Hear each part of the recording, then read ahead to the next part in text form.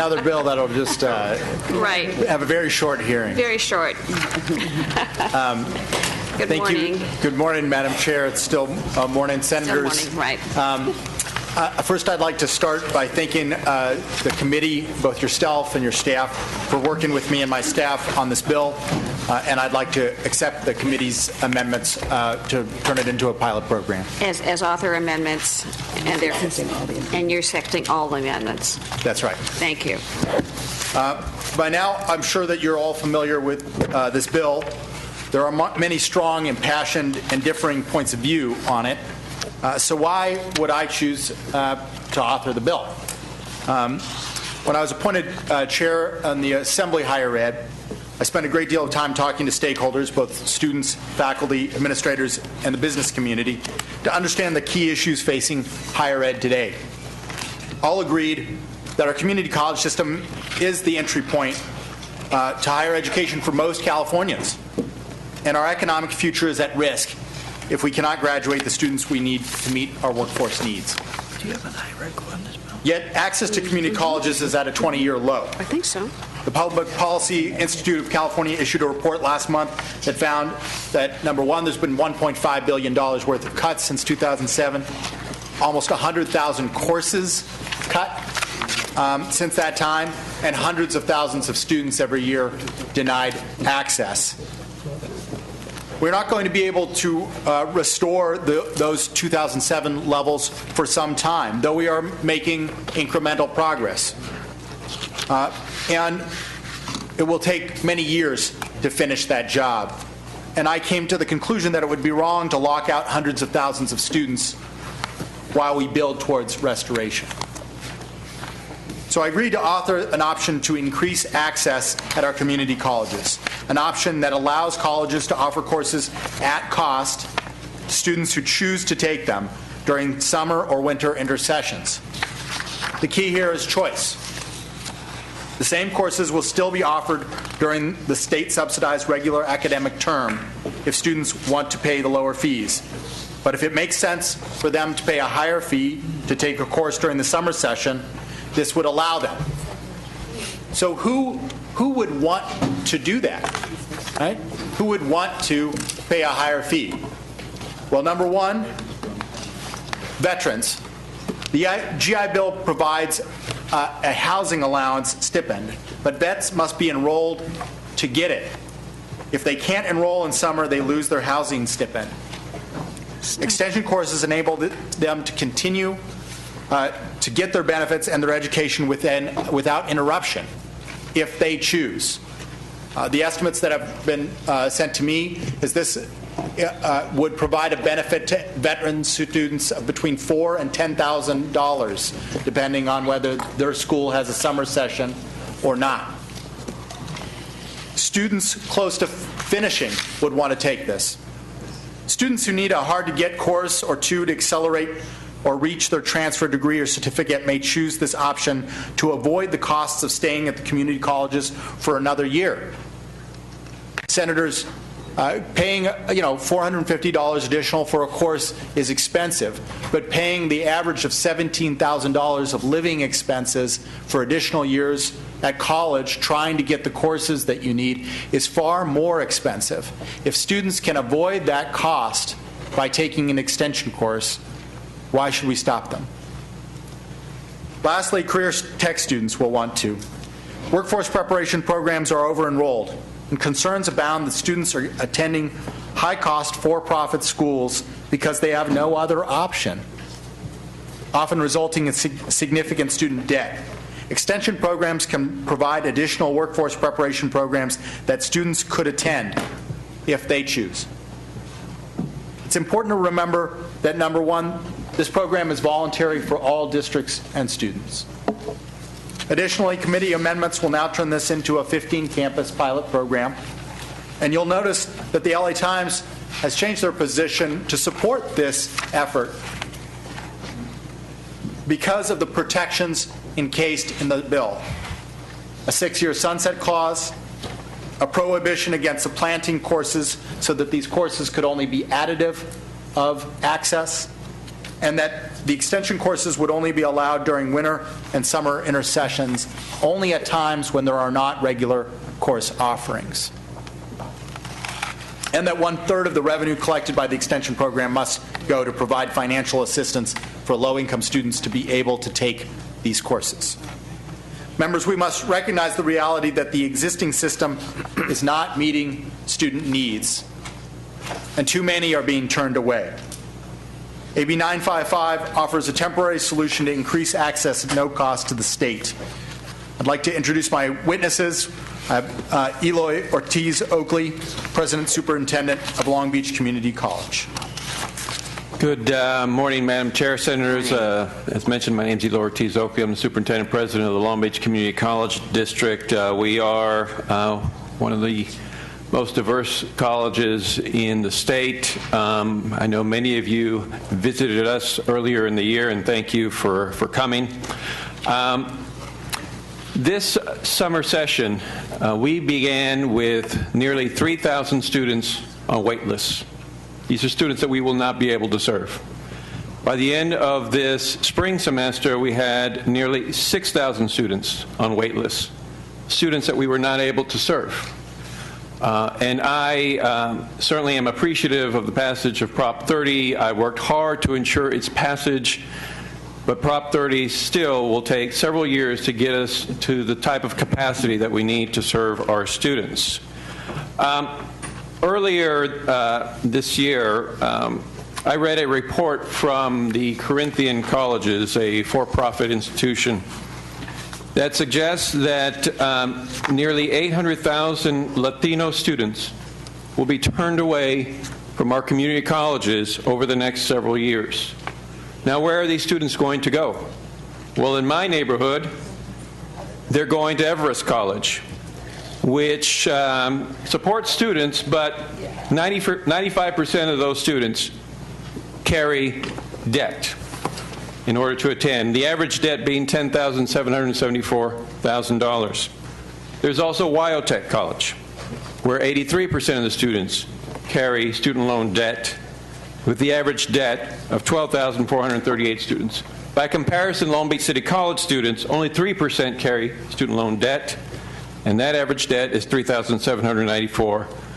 We would like an option to be able to provide our students another opportunity to attend a public institution where we know the quality of our education is the highest. We have the best faculty around.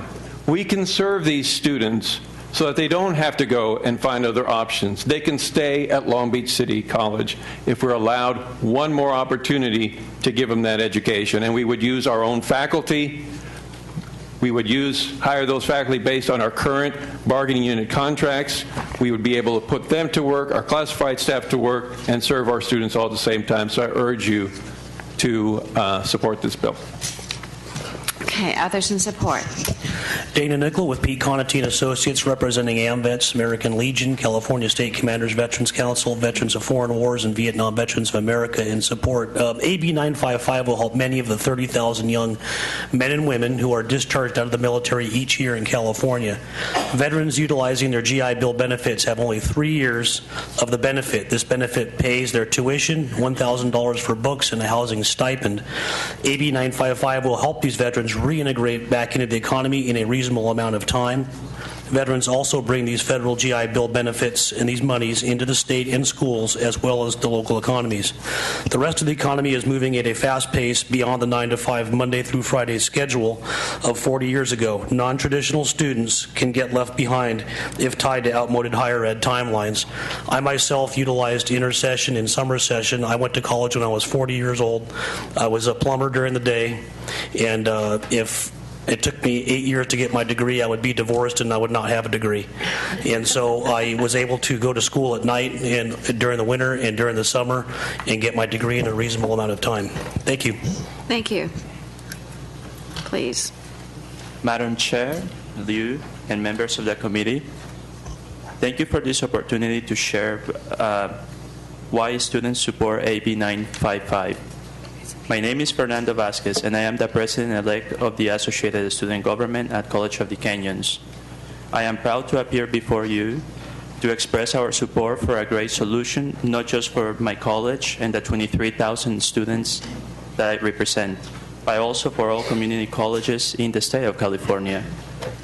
Opponents say AB 955 puts low-income students at a disadvantage. If that's true, then why do we students support it, even though nearly 30% of my classmates receive Board of Governors fee waivers at College of the Canyons? In 5 years, the number of students receiving those waivers grew by 135%, while total financial aid awarded grew by 220%. I'll tell you why we support this bill. We can't afford to wait anymore. We need classes so we can transfer or get jobs. My associated student government drafted a resolution in support of AB 955 because it provides access to students shut out of college by budget cuts. Since 2008, over 600,000 students statewide have not been able to enroll in courses that they need to graduate or simply to transfer. Another 500 are waitlisted. Just at my college, 10,000 students were on the wait list during the fall semester of 2012. This alarming number is the reason why AB 955 needs your support. It allows community colleges to offer extension courses during summer and winter intersessions and enables students to enroll in classes not available during fall and spring semesters. UC and CSU students already have this option. Community college students should have the same opportunity. It is true that fees for extension courses are higher, but they are still less expensive than for-profit institutions where many students turn when they are shut out of community colleges. AB 955 requires colleges to allocate a third of the revenue collected under the extension programs to provide financial assistance to low-income students eligible for the Board of Governors fee waiver.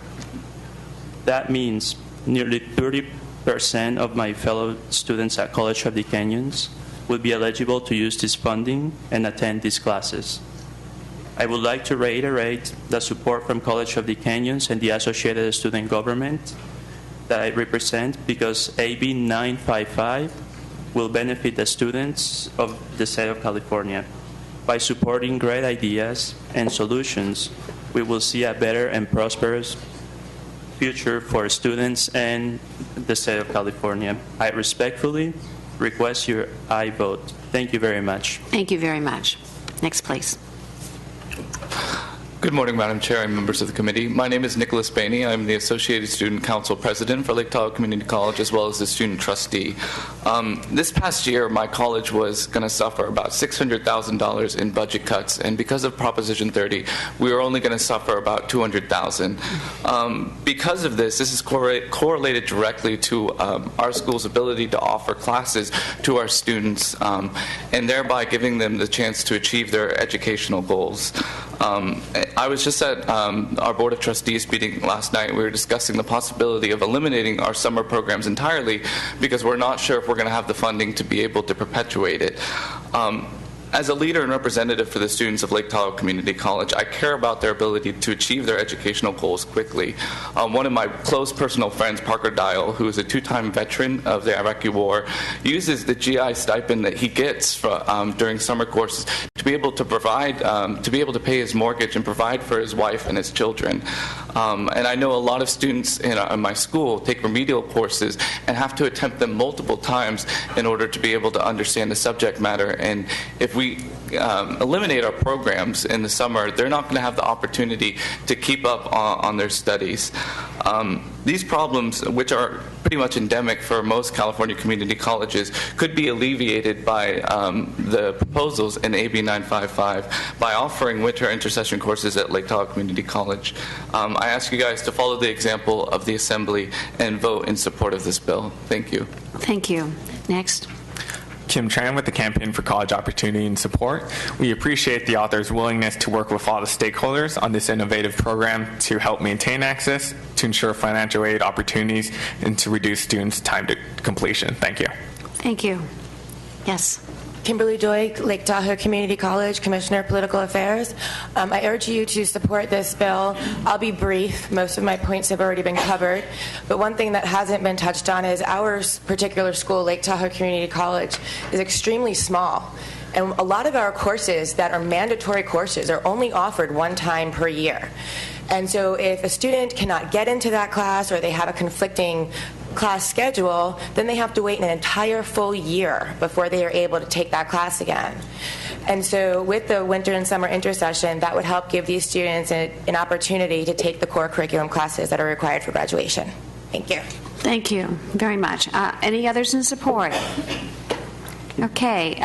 Those that are opposed to the bill, please vacate the podium up here and we'll hear from the opposition.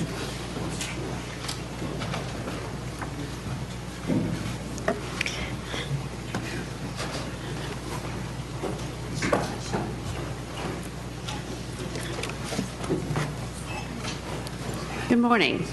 Good morning. Chancellor, welcome to the committee.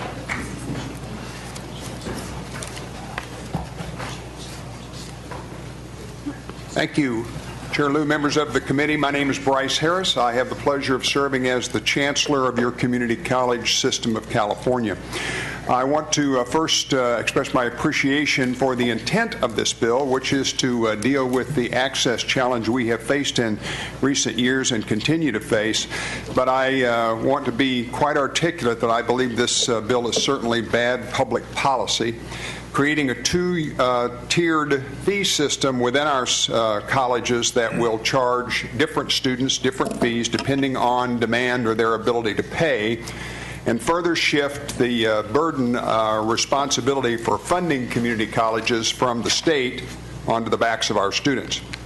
I will admit the argument about veterans is puzzling to me. In fact, many of our veteran students elect not to start their GI Bill while they're with us because our colleges are affordable and, in fact, save their veterans aid for when they get to more expensive institutions. And I would also remind the committee, as you know, that our veteran students have enrollment priority and so are at the front of the line. I'm also puzzled by the financial aid component of this bill. The numbers, frankly, just don't add up. As you know, a portion of the revenue collected must go to financial aid, and if, in fact, the revenue is the full cost of instruction, then the college is actually offering those courses for less than what that instruction costs. And so, frankly, from a business point of view, it doesn't add up. But most importantly, to the issue of access, I remind all of us that worked so hard on the passage of Prop 30 that part of what we told the voters of the state of California was that this was a measure that was designed to keep us from having to raise fees. And in fact, now we're talking about taking some of our students and raising their fees by 400%. Frankly, after years of rationing, our colleges are rapidly beginning to try to address that access problem. This summer, about 70% of our colleges are adding back classes, and next fall that number will get even higher. We're serving 20,000 more students in the current year, and with the budget recently passed, we'll serve more than 40,000 students additionally next year and in the out years as well. Frankly, the other ways of dealing with the access problem, including more online education, improved efficiency within our institutions, and the prioritization of classes that our students really need, are far better ways of dealing with the access issue than charging some students even more and more money. I can't help but believe that the way to deal with our students that are forced to go to for-profit colleges by simply emulating the fee structure of for-profit colleges is not an appropriate task and way to go. Frankly, California has a long and proud tradition of equal and open access to higher education through its community colleges. Equal access has not only been a core value of community colleges, but of this state. We are restoring access, and now is not the time to tell our educationally and economically disadvantaged students that they must step aside while those with more means move to the front of the line.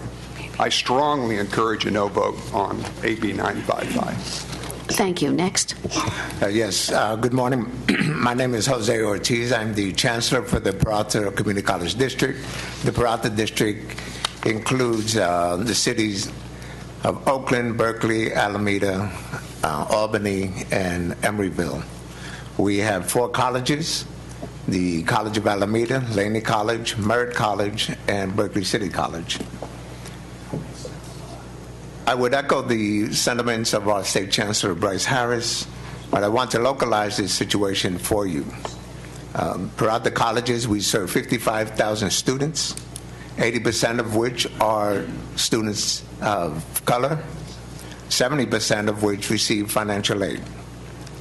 This bill will push our students to further financial aid, and also, in my estimation, would require them to perhaps move into further debt that was mentioned earlier today, exacerbating what, as you all know, a national crisis on student debt that's reaching the trillions of dollars.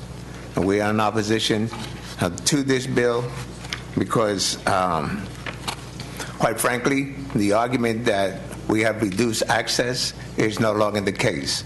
With the passage of Proposition 30, and locally in my district, we recently passed a parcel tax that has further funded additional courses. We have increased our offerings this year by 200 sections. We are offering a robust summer.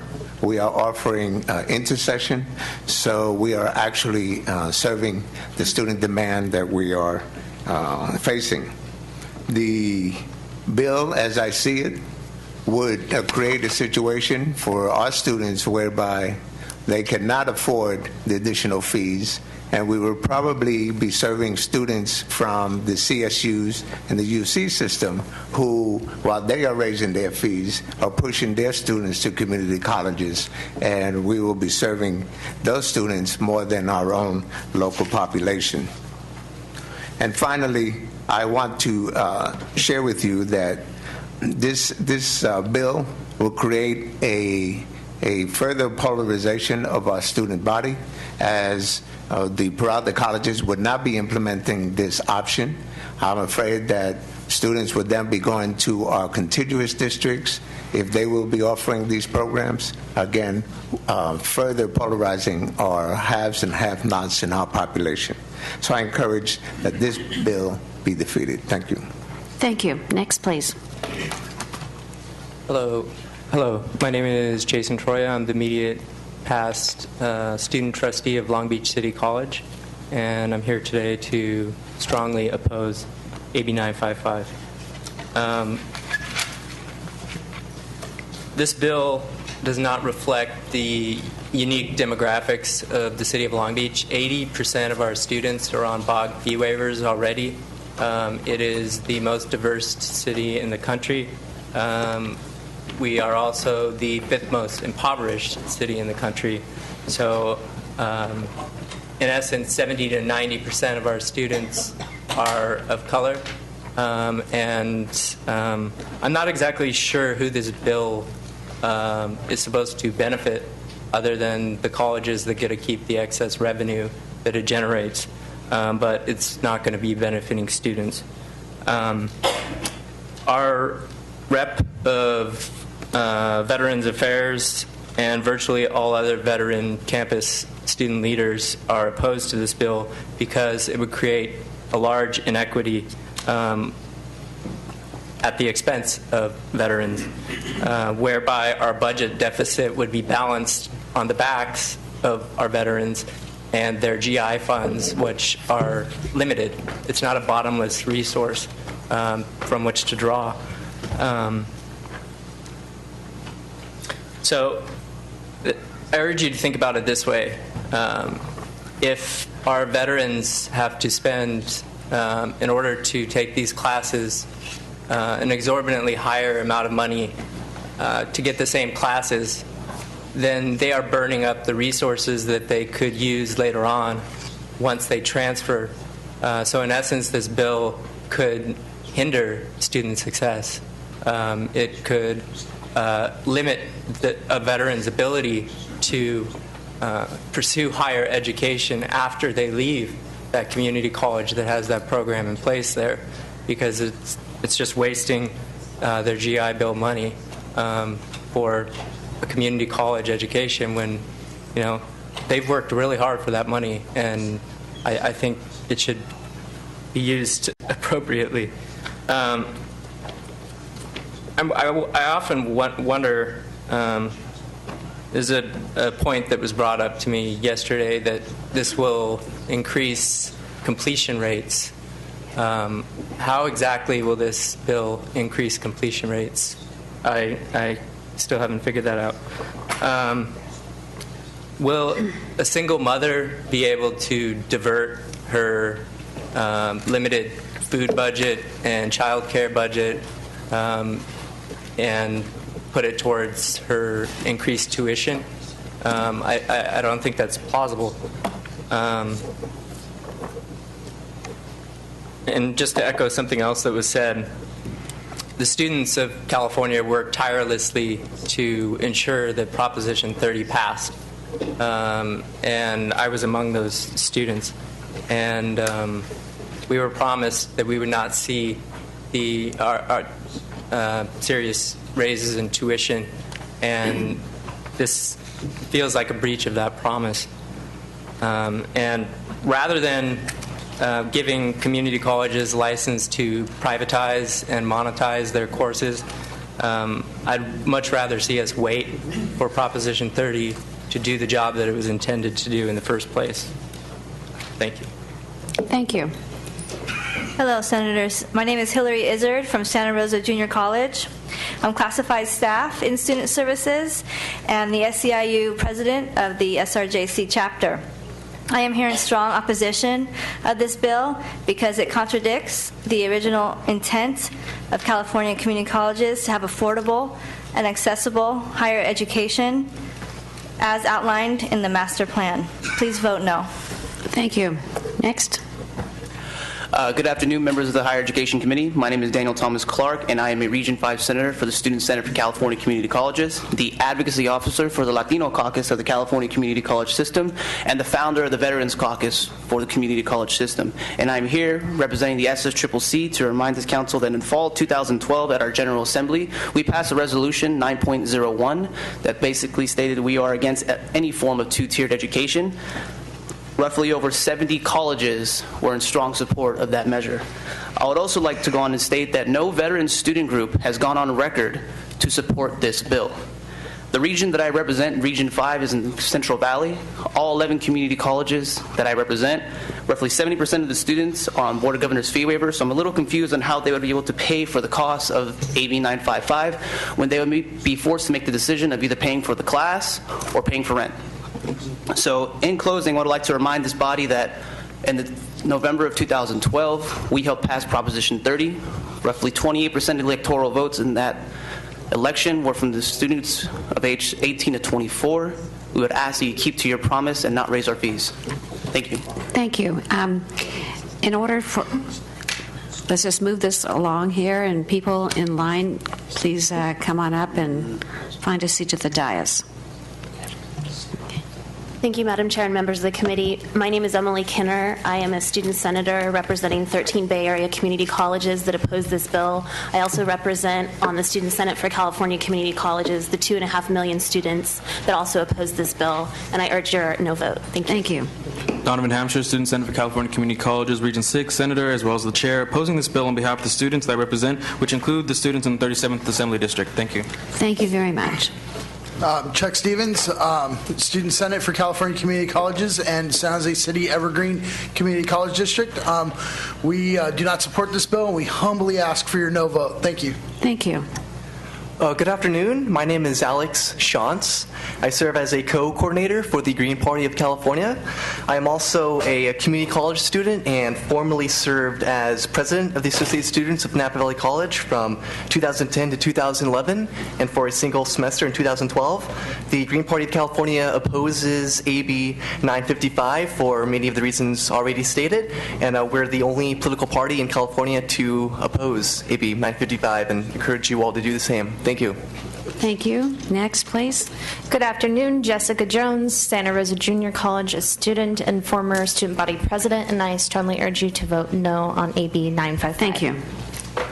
William Walker, former student trustee at San Francisco Community College District, which at their May 23rd meeting also opposed AB 955. I am a Region 3 Senator for Student Senate for California Community Colleges, representing 2.4 million students that oppose AB 955. And only 10% of our colleges thus far have cut classes. The rest have added courses for the summer session, so please consider that. Thank you. Russell Kianyang, Napa Valley College trustee. My constituents, students, and citizens in our community have told me they don't want to pay an increase in fees of 400% nor a $450 fee. So please oppose this bill. Thank you. Thank you. My name is John Fraser, the Associated Students President at Pasadena City College, as well as President of Region 7 of the Student Center for California Community Colleges. Representing the greater Los Angeles area, we urge a vote of no on AB 955. There is no necessary enforceability behind the intent to not supplant courses. So thank you. Thank you. My name is Aaron Bielenberg from the Student Senate of California Community Colleges, and I'm also the student trustee of the Mendel Lake Community College District, a district that has added 30% in its summer courses this year, and I stand in strong opposition. Thank you. My name is George Escutia Jr., a student in the Riverside Community College District, and like my shirt says, I love community college and the access, affordability, and equality that it represents. I urge a no vote. Thank you. Jennifer Baker with the California Teachers Association in opposition. Okay. Andrew York, on behalf of the Faculty Association of California Community Colleges, also strongly opposed to the measure. Will Bruce, Allen Hancock College, EOPS Director, President of the EOPS Association, strongly opposed. My name is George Riley, honorably decorated and disabled veteran, and I strongly oppose this bill, and I support veteran GI Bill reform. Thank you. Thank you. Joshua Wilka with the California School Employees Association in opposition. Thank you. Monica Nestrosa with the California Federation of Teachers in opposition. Thank you.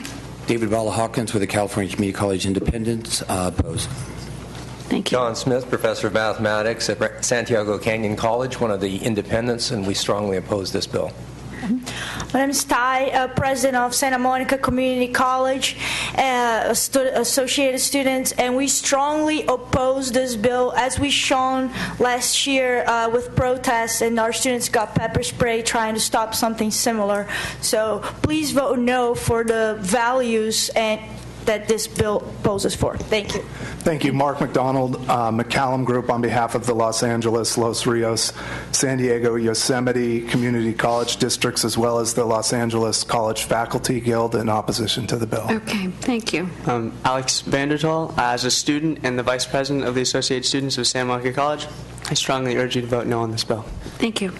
My name is Josephine, Yancey College student. I ask that you do not support this bill because it will create a bigger disparity among low-income and students from higher-income background. Thank you. My name is Kevin Nguyen from De Anza Community College, and I ask that you please oppose this bill. Okay. My name is Maylea Saitos, a student at De Anza Community College, and I strongly oppose this bill. Okay, thank you. All right, any other opposition to the bill? Questions from members? Senator Weiland, we'll start that off. I just want to ask first the author, this is voluntary, correct? That's right. This does not mandate higher costs for these students.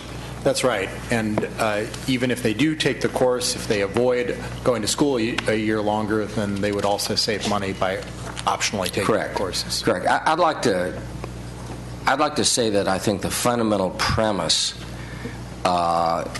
is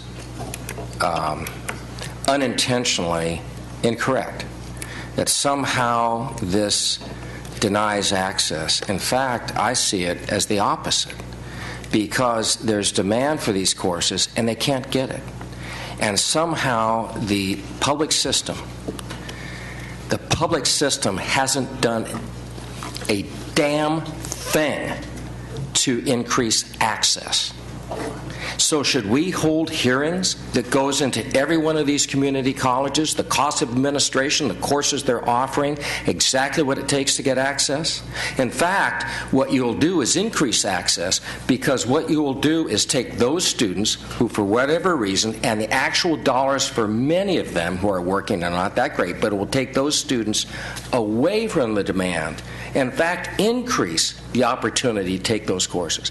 There isn't a thing you can talk about from community colleges to CSUs for graduation that doesn't include the ability to get courses, and they can't get it.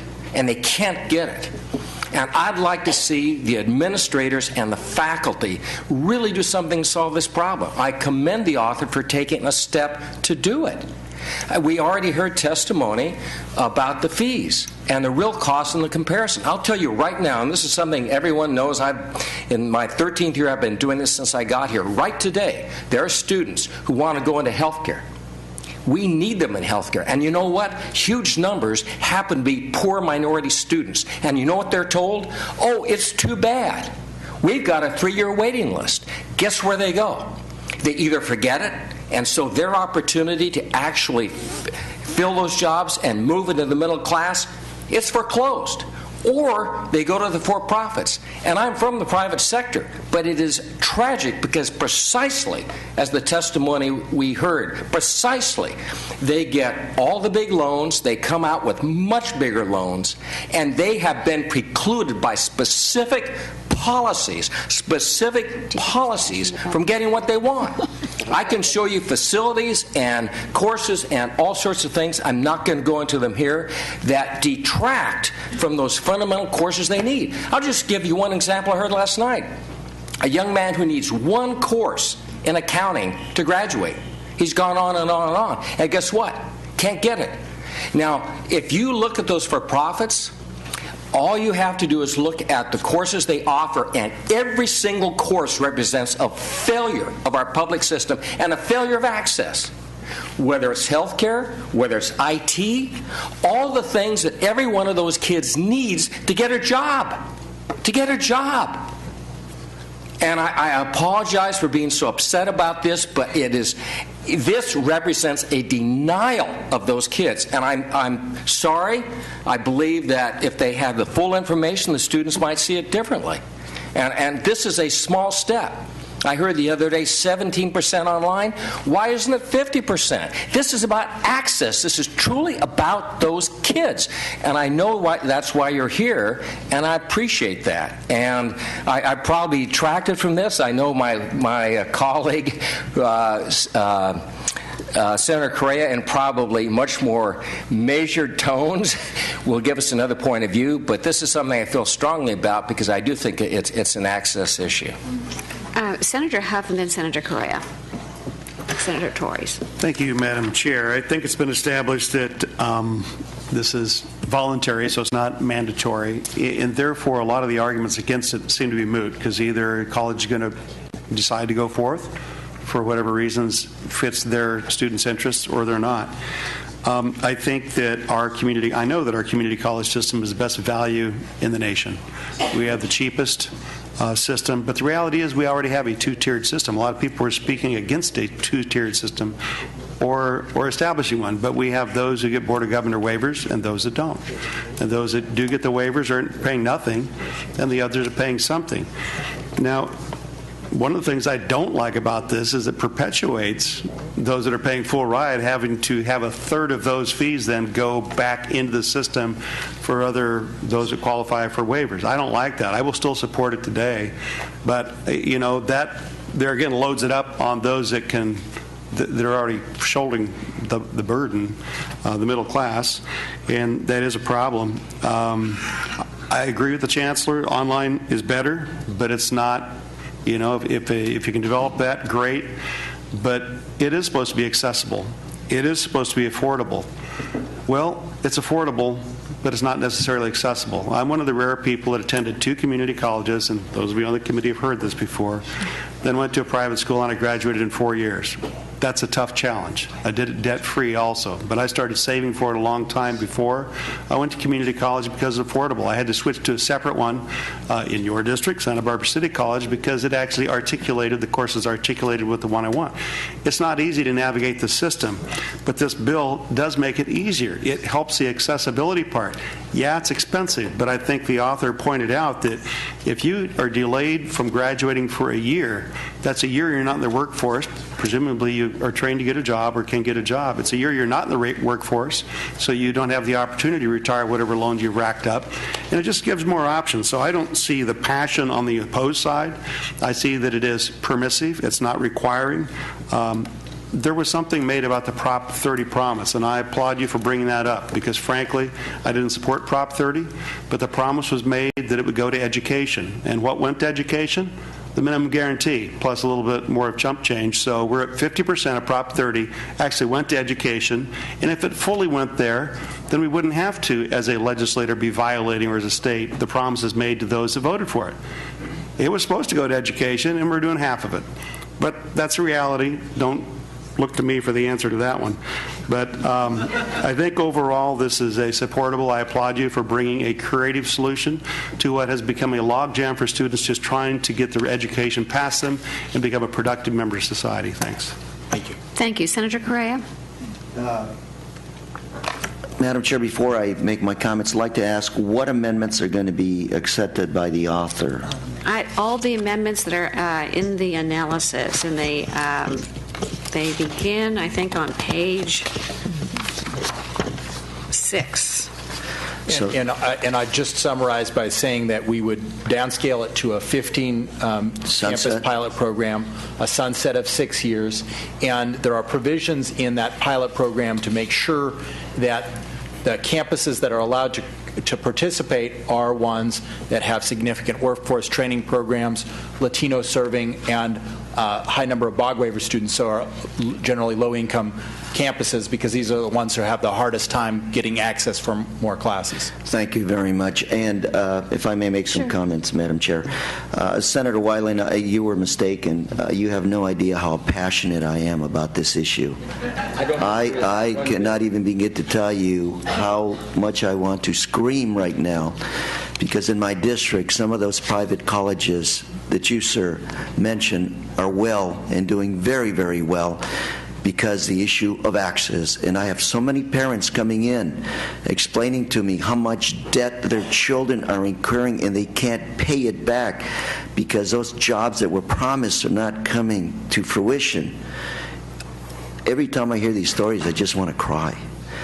And the issue is really access. Now, one of the opposing witnesses stated that it's going to create a two-tier system. The solution isn't to emulate a two-tier system, but I have to state that, in fact, there is a two-tier system. Those students that are in community college now, and those that can't get in, and of course the private sector that is providing the second tier.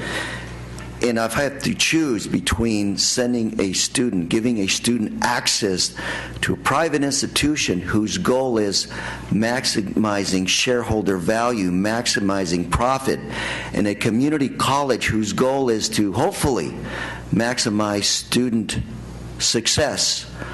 I would rather see a student looking to maximize their success. And again, we have to be reminded at the end of the day, the one debt that we cannot absolve through bankruptcy is college debt. I agree with the students.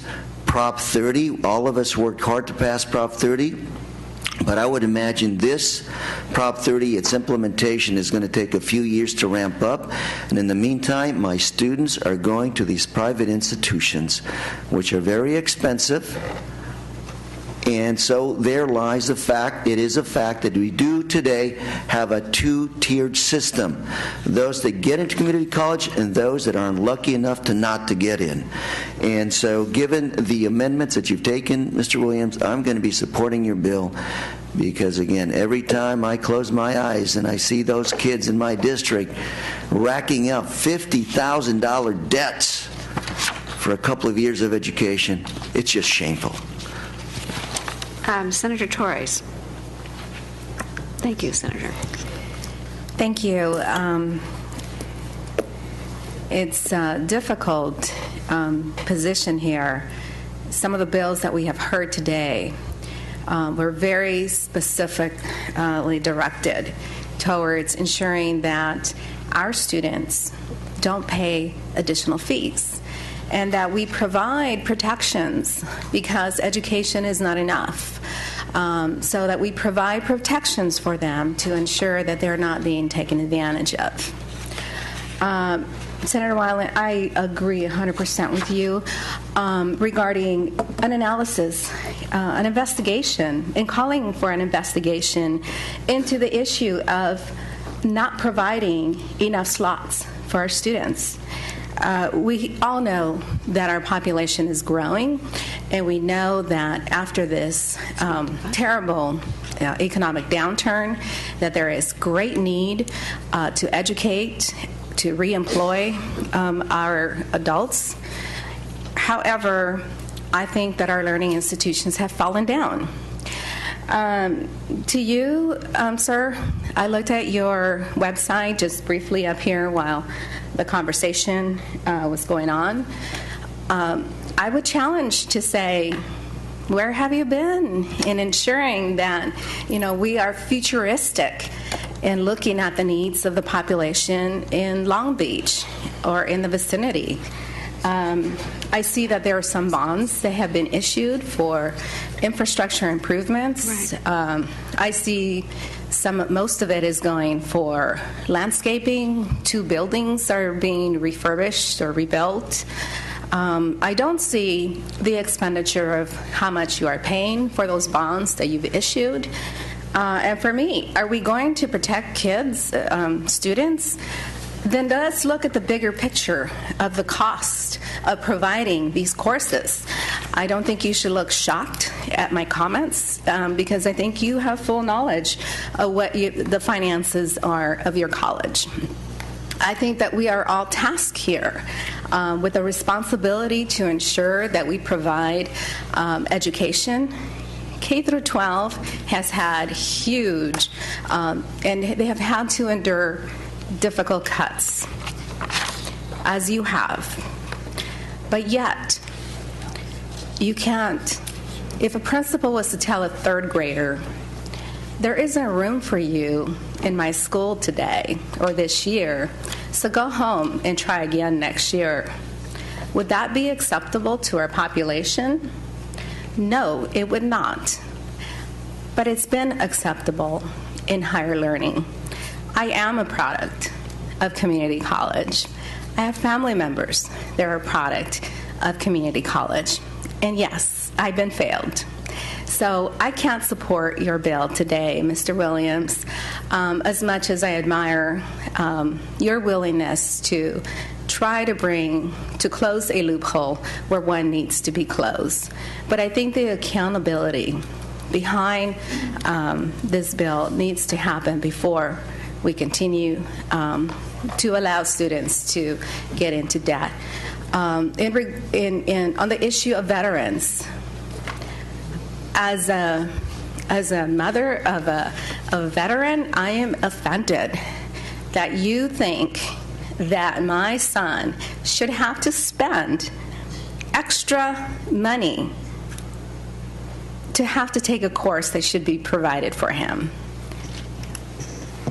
If I could just clarify that the issue is that the GI Bill for veterans will pay for extension courses. GIs themselves, veterans, would not pay additional money for extension courses. The federal financial aid through the GI Bill would provide that.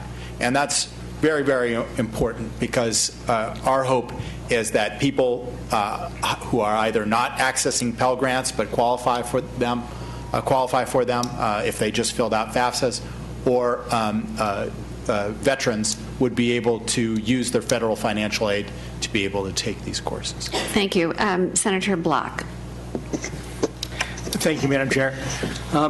The author and I and Chancellor and I have discussed this bill at length. We've seen it years before in different forms. I appreciate very much and have great respect for the author and the Chancellor in terms of wanting to do the right thing. And sometimes reasonable minds just differ as to what's the right thing. We don't have to investigate why there are access problems. Some of our most passionate people talking today about access are the same people who for the last 5 years have refused to raise revenue to support our colleges. There's access because we haven't had support of 2/3 of the legislature. We needed it to raise funding to pay for the kids out here. And now you can raise your voice. Now you can say it's a horrible thing. And now you can say, well, let's, instead of doing what we should do as a legislature, let's make the kids pay more. Let's make the federal government pay more. Well, that's not right. That's not the right approach. We abrogated our responsibility as a legislature. We should have been supporting them all along. We should be supporting them today. My fear is that if this program is successful, if having higher priced courses is successful and leads to a handful of students getting classes they couldn't otherwise, and good for them, they should get them if they could. If it's successful, we'll see more and more of people who refuse to pay the state's fair share. They'll say, look, we've got a good example. In Long Beach, students are paying out of their own pocket. We don't have to pay. Well, I can't support that. I can't vote for this bill because I think it will, in the long run, if it's successful, in the long run, it will lead to us further abrogating our responsibility as a legislature to underwrite the education of our kids, to have affordable access to higher education.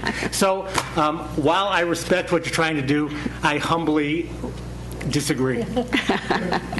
Senator Hancock and Senator Monning. Wow. Thank you, Madam Chair. Yes, it was very well said. And I think this is a big bill. And we oftentimes don't get big bills in our legislature, so that's why we all need to speak and explain why we are where we are. And I want to join Senator Block in really applauding both the courage and the thoughtfulness of the people who brought this before us. It is a real problem, and it is a problem, as I have sorted through the different opinions and the different documents that we've gotten, has made me feel it is a problem that must be solved by reinvestment in the master plan for higher education, and not a retreat from it. Prop 30, I hope we all knew as we campaigned vigorously for it, was stabilization. It was not reinvestment. It stopped the free fall that we were in. But we are going to need reinvestment in virtually every public system in California. And this, I hope, might be a beginning of our recommitment to that. I think that the master plan was, when I was thinking about it, I thought it's a great dream. And then I realized, no, it wasn't a dream. We had it. We did it. We paid for it, and we were the envy of the world because of it, and we were one of the strongest economies in the world because we educated our people. And we need to recommit to getting to that place. I share the author's concern and the proponent's concern with the students that are shut out.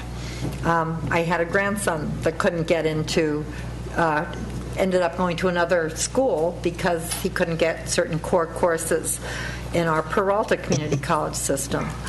One of the things I hope is that the additional money that community colleges will get this year will go to ensuring an adequate number of core courses.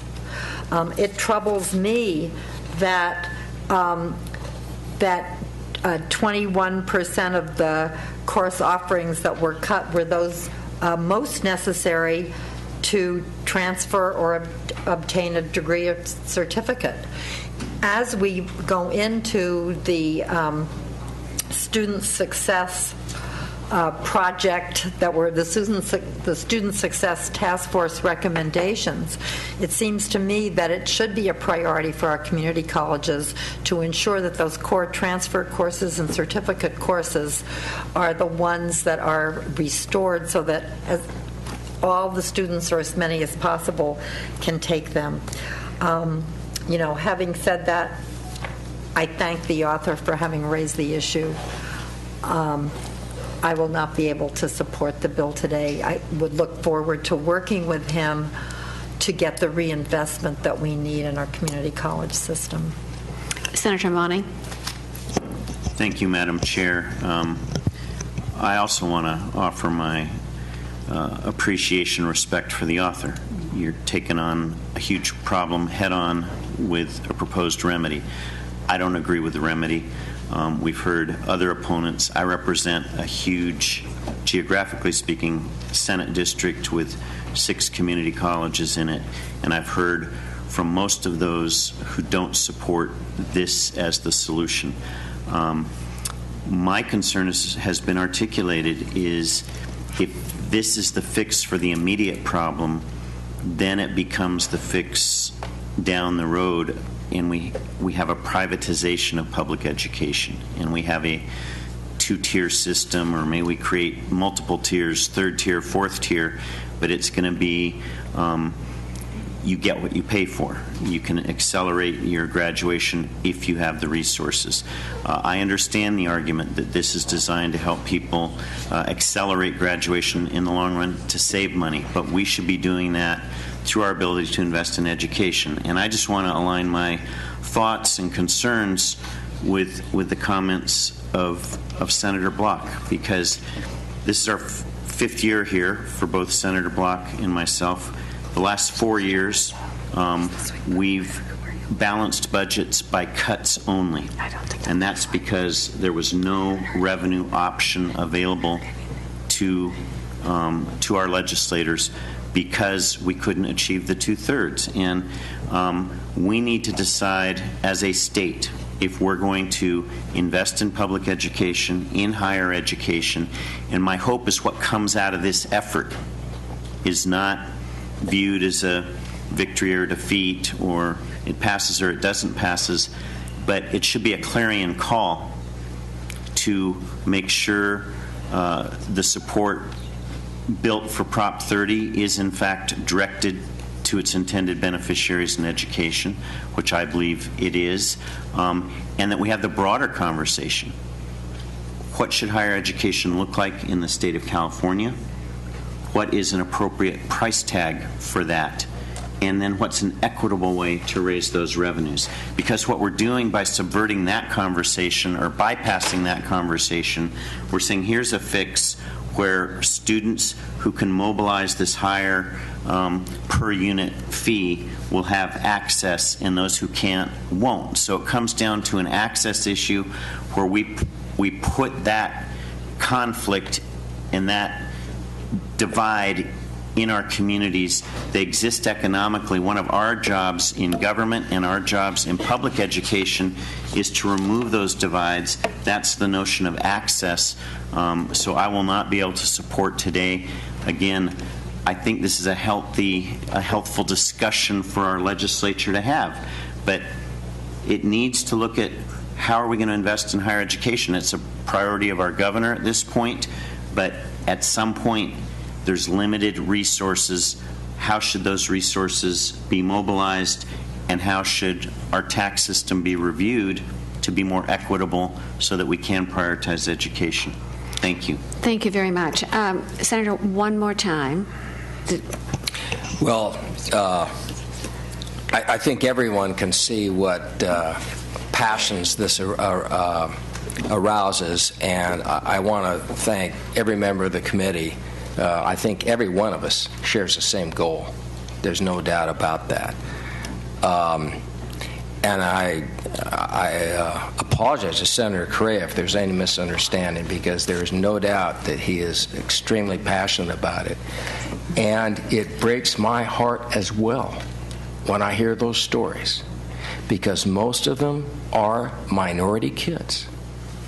And when Marta Elena Vanegas or Javier Solis, who don't have a lot of money, can't get in those courses, and the healthcare stuff has been a big deal, it's heartbreaking to me. And what I just want to explain, what I mean is, one of my community colleges that has almost $750 million bond issue. Now, it didn't go to landscaping, but you know what it didn't do?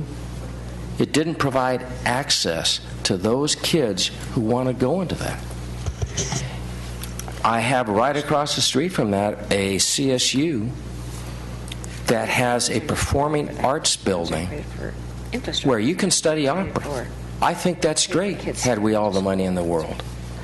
When 5 miles away, there's an unused White Elephant Arts building. I think it's time we really have to focus on this, and I must admit we have a disagreement. Clearly, we all want the same thing. We want access. We want it to be affordable. I just have a view where actually this creates more access because the demand for a course diminishes when those people who are able, some of them are just working, they then are able to get it, and I think it creates more access. And the final thing, which is obviously very passionate about all of us, is the issue of revenues over the last period of time to go to community colleges. I want to see that. But there's a different view about how you fund it, and I would only point out that I think there are those of us, given the authority, could get those core courses that Senator Hancock's grandson couldn't get, and that I also wish that we took the moves in this state to create more of that revenue, and rather than get in a debate that we already have, I won't do that, but I don't think this state has done that. In any event, I think you can see we all have the same goal, and we all appreciate what the author has done, and I'm happy to move the bill. Thank you. Senator Correa, one more time, just a little bit. A little bit. Madam Chair, just wanted to also thank the colleagues here for the great debate, but also wanted to suggest that we take Senator Torres's recommendation, and this committee have a hearing on accountability from the chancellor to every president of every community college on what the demand is and where those dollars are going. We just passed a school bond as well, and I want to see whether the money's going to greening the college or actually building more capacity for future nurses. We need to have that because I heard that Prop 30 is going to kick in 3 or 4 years. I want to see a plan and see where the dollars are going, and if in fact we're going to be building the capacity for the future students. Thank you, ma'am. Thank you. I too, anyone else? One more time, no more times. I too thank the author and the sponsors of this bill for coming forward with what I think is a pretty unique solution to hopefully a short-term problem. We have spent last several years have been very tough on all of our education system, and especially we have heard nothing more than more cuts in terms of program offerings for our kids. We know that the 500,000 kids are not being able to come into our system. On the other side of it, we know that by the year 2025, we need 1 million more folks with BA degrees, and we're not going to get there. We're just not going to get there at the pace that we are going.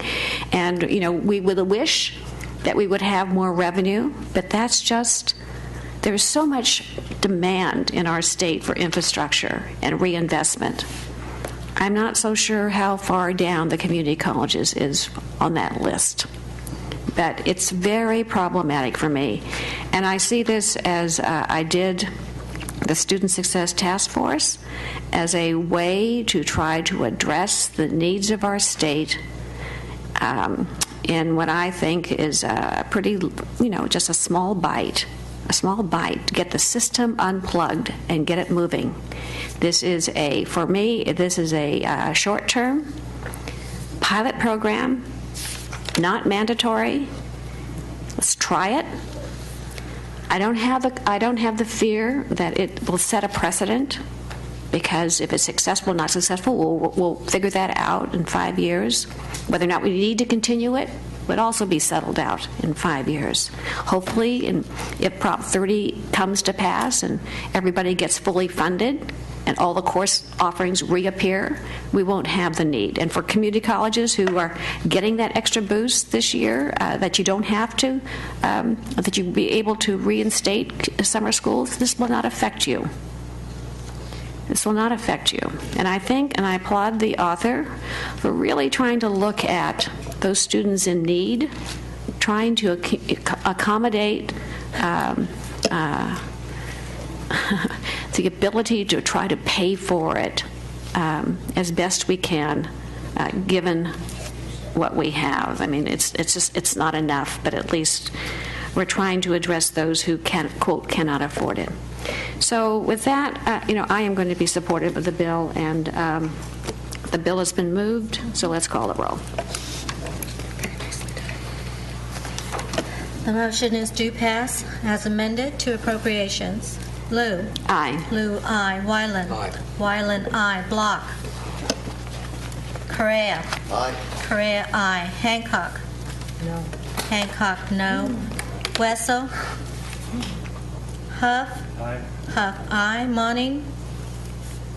Torres. No. Torres, no. Okay, we have 4 votes. You need 1 more. We have an absent member. Okay, thank you very much.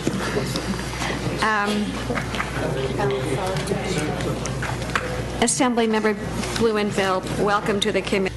Item 12, AB 955 Williams. Please call the absent members. 11, 643. This is on item 12. 11. Oh, 11 was on consent. Okay, thank you. Okay. Item 12. Item 12, AB 955. The vote is 4-2. The chair voting aye. The vice chair aye. Block.